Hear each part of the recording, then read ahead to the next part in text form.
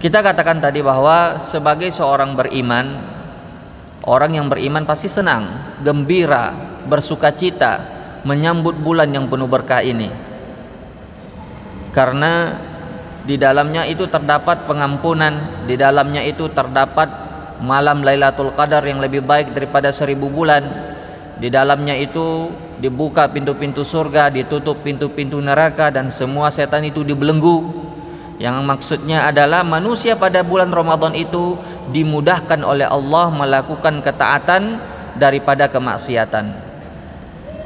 Maka dari itu pada kesempatan ini paling tidak ada 3 tanda-tanda kebahagiaan orang-orang beriman dalam menyambut bulan suci Ramadan. Tanda yang pertama yaitu idza athnaba astaghfar. Apabila dia berdosa, dia beristighfar. Maknanya adalah bahwa kita diminta untuk bertaubat dengan taubatan nasuha sebelum kita memasuki bulan Ramadan. Baik itu dosanya berkaitan dengan Allah maupun dosa yang berkaitan dengan kita sesama manusia, sesama makhluk. Pasti semua kita punya dosa, baik itu dosa kepada Allah maupun dosa kepada sesama manusia. Dan ingat, Rasulullah sallallahu alaihi wasallam bersabda, "Idza jaa Ramadan futtihat abwabul jannah." Dalam riwayat, "Futtihat abwabul barakat." Bahwasanya apabila masuk bulan Ramadan, Allah buka pintu-pintu berkah. Dan di antara cara yang paling agung, yang paling mulia untuk mendapatkan keberkahan dari Allah adalah dengan bertaubat kepada Allah dengan taubatan nasuha. Karena penghalang terbesar seseorang dari keberkahan Allah yaitu dosa. Dibukanya pintu-pintu rahmat pada bulan Ramadan itu tidak ada gunanya bagi orang-orang yang masih memiliki dosa kepada Allah maupun dosa kepada makhluk. Makanya pertama berkaitan dosa kepada Allah. Para salaf selalu mengatakan, apabila idza tahuratul qalbu lamasabi'an min kalamillah.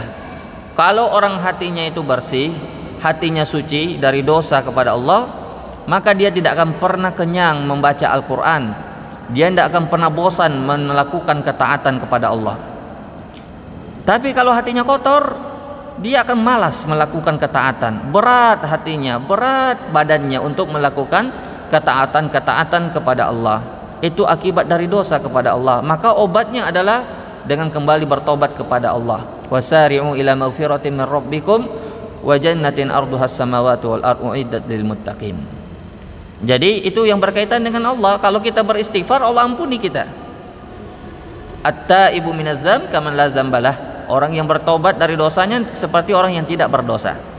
Yang kedua, dosa dengan sesama makhluk. Ini yang paling penting diperhatikan. Kalau selama ini mungkin ada kesalahan kita kepada saudara kita, mungkin kita pernah menggibahinya, pernah minjam uangnya tapi tidak dibayar-bayar, itu kezaliman. Itu tidak cukup dengan beristighfar. Walaupun kita istighfar 1000 kali, itu tidak menggugurkan kesalahan kita, tidak menggugurkan dosa kita kepada saudara-saudara kita. Jadi kalau dosa sesama manusia, urusannya juga sesama manusia. Jadi jangan menggibahi saudaranya lalu dia istighfar 1000 kali, tidak ada gunanya. Itu cuma berguna antara hamba dengan Allah. Tapi kalau antara makhluk dengan makhluk, Allah tidak mau ikut campur. Balasannya nanti di hari kiamat adalah qisas. Makanya Nabi SAW menyebutkan tentang hadis muflis. Apa itu hadis muflis? Yaitu Rasulullah pernah bertanya, atadruna man aflasa minkum? Apakah kalian tahu siapa yang muflis di antara kalian? Kemudian para sahabat menjawab, yang muflis, yang rugi, yang bangkrut di antara kami adalah orang yang tidak ada dirham, tidak ada dinarnya ya Rasulullah. Dia bilang oleh Rasulullah, bukan. Orang yang muflis adalah orang yang membawa kebaikan sebesar gunung Tihamah, namun dia banyak kezalimannya kepada orang lain. Dia membunuh ini, menumpahkan darah ini, merampas hak ini, kemudian satu persatu nanti menuntut haknya di hari kiamat. diminta haknya dari kiamat. Sampai nanti habis pahalanya, baru tidak ada lagi pahalanya, masih ada yang menuntut, maka dosa orang itu yang diambil. Itulah yang dimaksud oleh Rasulullah orang yang bangkrut. Jadi kalau kita dengan sesama manusia, jangan bilang astagfirullah berdosa kak, tidak cukup, langsung minta maaf sama orangnya. Tapi kalau beruzur misalnya kalau menimbulkan mudarat, misalnya kalau kita pernah menggibainya, kalau kita kasih tahu pernah kugibai lalu menimbulkan mudarat yang lebih besar, maka ulama mengatakan maka itu dimaafkan, itu termasuk uzur, dan doakan dia di majelis yang kita gibahi. Itu berat antara hak sesama manusia. Makanya dalam hadis yang lain disebutkan bahwa futihatil abwabul jannah fi kulli al-itsnaini wal khamis. Allah membuka pintu-pintu surga setiap hari Senin dan hari Kamis. Wa yughfaru likulli 'abdin la yusyriku billahi syai'a. Dan Allah mengampuni seluruh dosa-dosa hamba yang tidak mempersekutukan Allah dengan sesuatu pun, illa kecuali rajulun bainahu wa baina akhihi syahna, kecuali dua orang yang antara dia dan saudaranya ada permusuhan, perselisihan, perseteruan.